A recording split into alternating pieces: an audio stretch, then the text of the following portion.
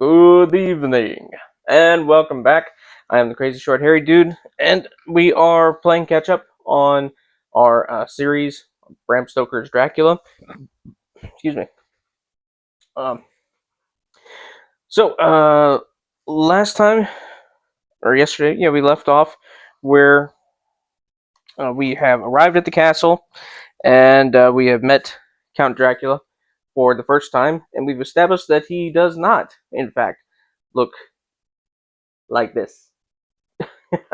He is he's much older. He's got white hair, thick, regal kind of mustache going.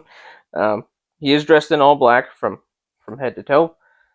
Long, pointed, sharp fingernails.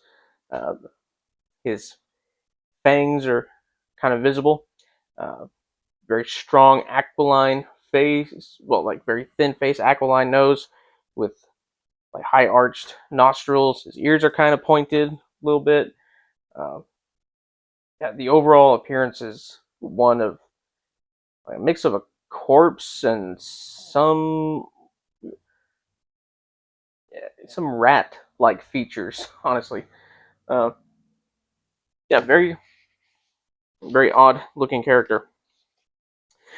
So we ended with Jonathan Harker. He's um, well, we haven't ended. The character hasn't ended, but we ended with his. We completed his May 5th um, journal entry, uh, and we've established that Dracula keeps long hours in the night, and uh, yeah, so Harker is already starting to feel fear about this whole situation. Uh, so we're gonna get into the next part, May 7th, and this is a little bit of a not too long of one, but we'll finish this one and then we'll do uh, May 8th tomorrow, and yeah, we might take a couple days on May 8th before we get into it. Kind of jumps ahead to the 12th. Um, so yeah, let's go and get started. So 7th May. It is again early morning, but I have rested and enjoyed the last 24 hours. I slept till late in the day and awoke of my own accord. When I had dressed myself, I went into the room where we had supped, and found a cold breakfast laid out, with coffee kept hot by the pot being placed on the hearth. There was a card on the table on which was written, "I have to be absent for a while. Do not wait for me. D." I set to and enjoyed a hearty meal. When I had done, I looked for a bell so that I might let the servants know I had finished, but I could not find one. There are certainly odd deficiencies in the house, considering the extraordinary evidences of wealth which are around me. The table service is of gold, and so beautifully wrought that it must be of immense value. The curtains and upholstery of the chairs and sofas, and the hangings of my bed are of the costliest and most beautiful fabrics, and must have been of fabulous value when they were made, for they are centuries old, though in excellent order. I saw something of them in Hampton Court, but there they were worn and frayed and moth-eaten. But still, in none of the rooms is there a mirror. There is not even a toilet glass on my table, and I had to set the little shaving glass from my bag before I could either shave or brush my hair. I have not yet seen a servant anywhere, or heard a sound near the castle except the howling of wolves. Some time after I had finished my meal, I do not know whether to call it breakfast or dinner, for it was between 5 and 6 o'clock when I had it. I looked about for something to read, for I did not like to go about the castle until I had asked the Count's permission. There was absolutely nothing in the room, book, newspaper, or even writing materials. So I opened another door in the room and found a sort of library. The door opposite mine I tried, but found it locked. In the library, I found, to my great delight, a vast number of English books, whole shelves full of them, and bound volumes of magazines and newspapers. A table in the center was littered with English magazines and newspapers, though none of them were of very recent date. The books were of the most varied kind: history, geography, politics, political economy, botany, geology, law, and all relating to England and English life and customs and manners. There were even such books of reference as the London Directory, the Red and Blue Books, Whitaker's Almanac, the Army and Navy lists, and it somehow gladdened my heart to see it, the Law list. Whilst I was looking at the books, the door opened, and the Count entered. He saluted me in a hearty way, and hoped that I had had a good night's rest. Then he went on.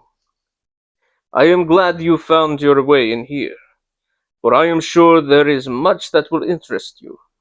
These companions," and he laid his hand on some of the books, "have been good friends to me, and for some years past, ever since I had the idea of going to London, have given me many, many hours of pleasure. Through them I have come to know your great England, and to know her is to love her.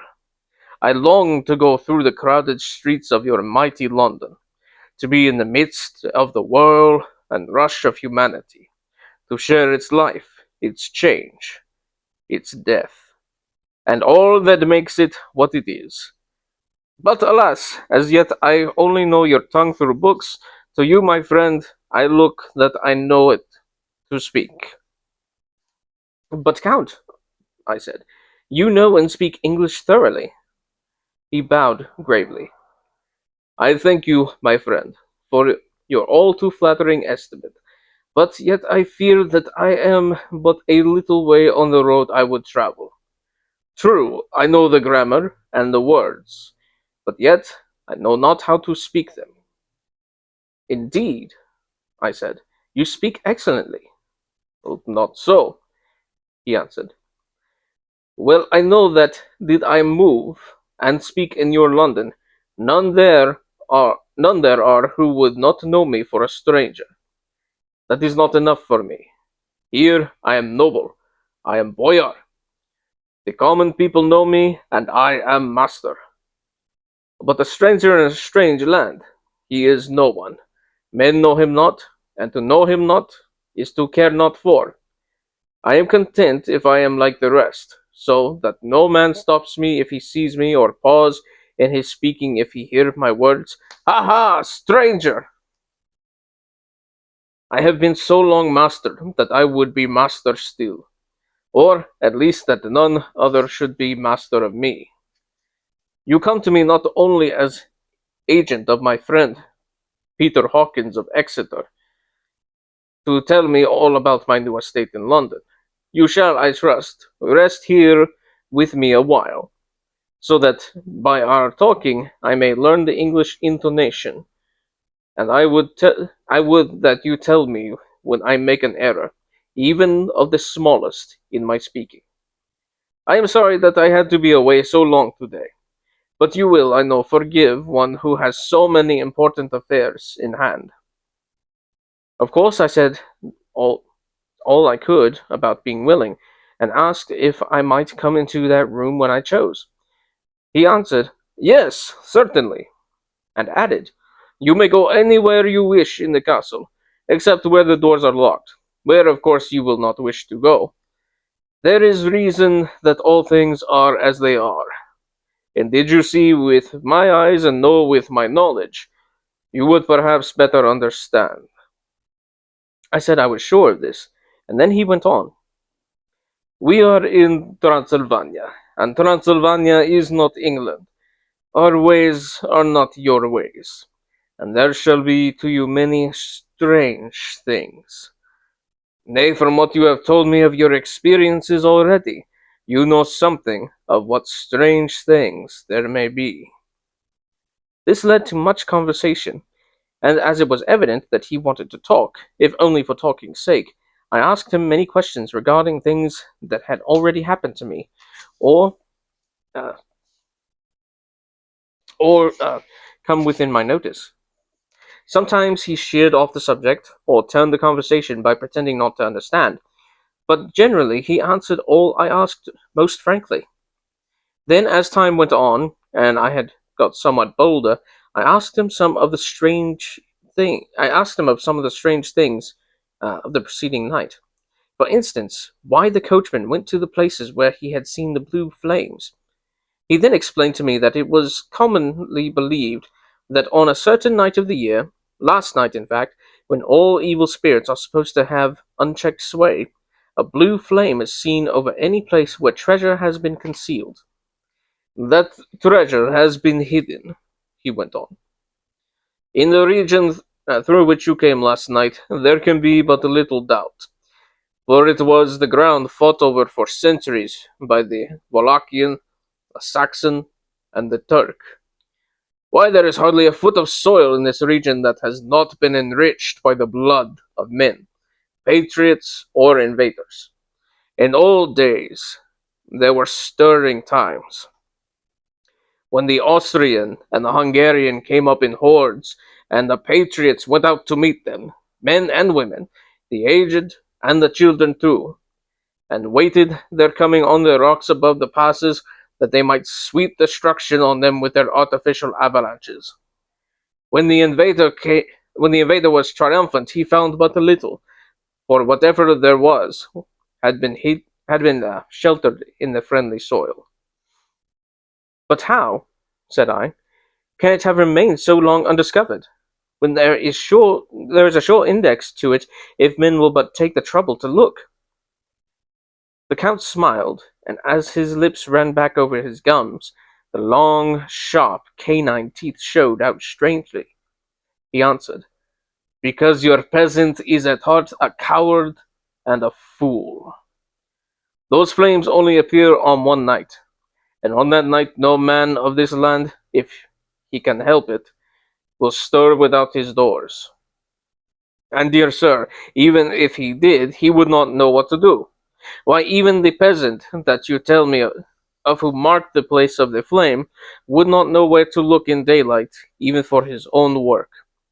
Even you would not, I dare be sworn, be able to find these places again." "Well, there you are right," I said. "I know no more than the dead where even to look for them." Then we drifted into other matters. "Come," he said at last, "tell me of London, and of the house which you have procured for me." With an apology for my reminiscence, or my remissness, sorry, I went into my own room to get the papers from my bag. Whilst I was placing them in order, I heard a rattling of china and silver in the next room, and as I passed through, I noticed that the table had been cleared, and the lamp lit, for it was by this time deep into the dark. The lamps were also lit in the study or library, and I found the Count lying on the sofa, reading, of all things in the world, an English Bradshaw's Guide, which, if I remember correctly, was a railway guide. Uh, when I came in, he cleared the books and papers from the table, and with him I went into plans and deeds and figures of all sorts. He was interested in everything, and he asked me a myriad of questions about the place and its surroundings.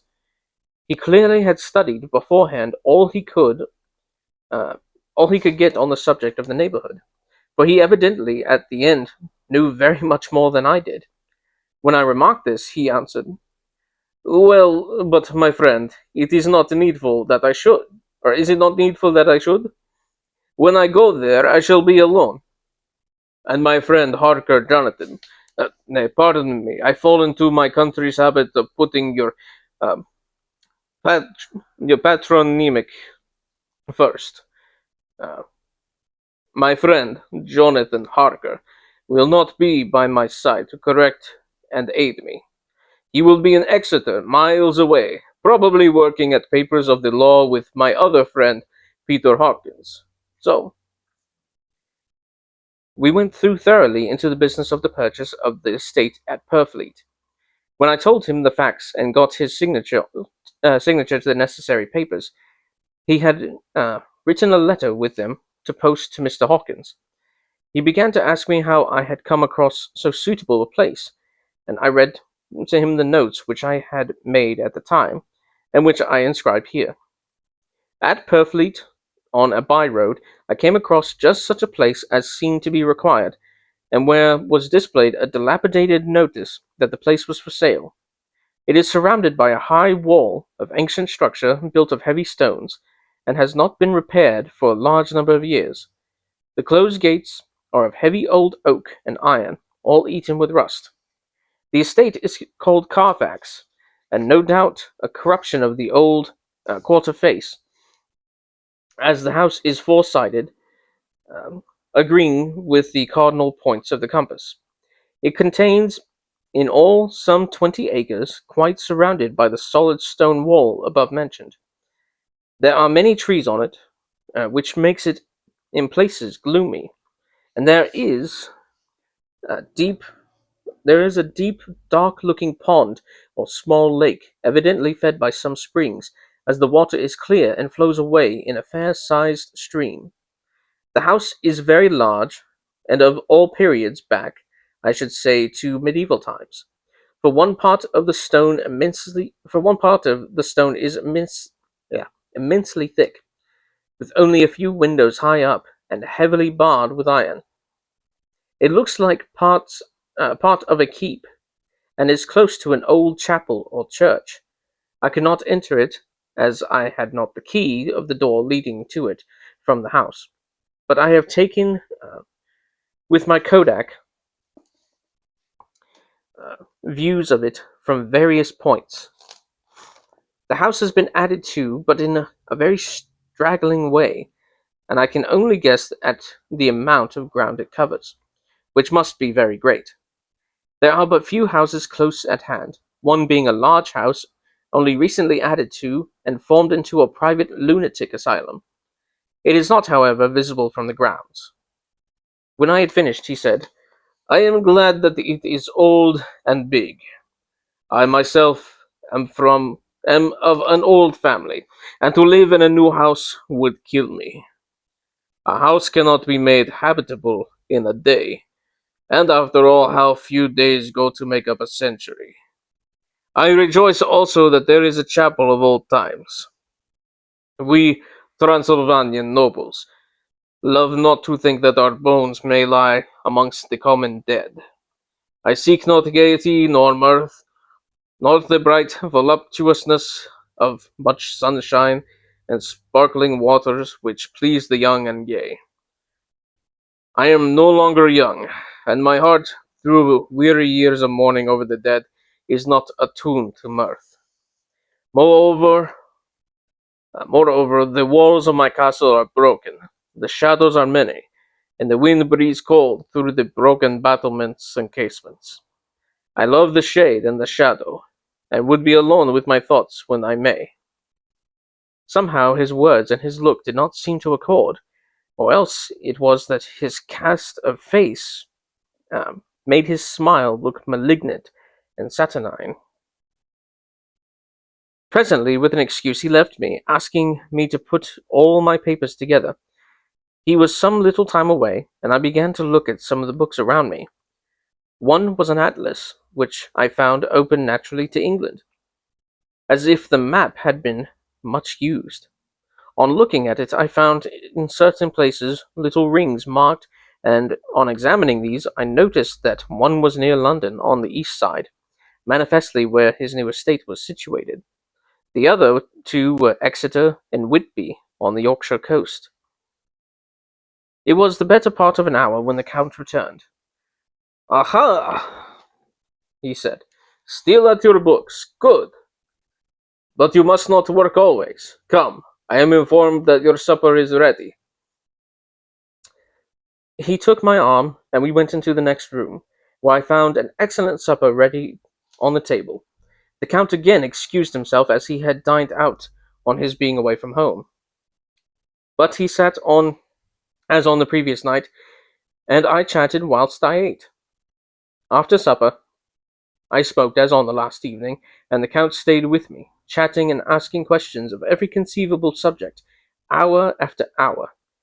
I felt it was getting very late indeed, but I did not say anything, for I felt under obligation to meet my host's wishes in every way. I was not sleepy, as the long sleep yesterday had fortified me, but I could not help experiencing that chill which comes over one at the coming of the dawn, which is like in its way the turn of the tide. Then they say that people who are near death die generally at the to dawn or at the turn of the tide. Anyone who has, when tired and tied, as it were, to his post, in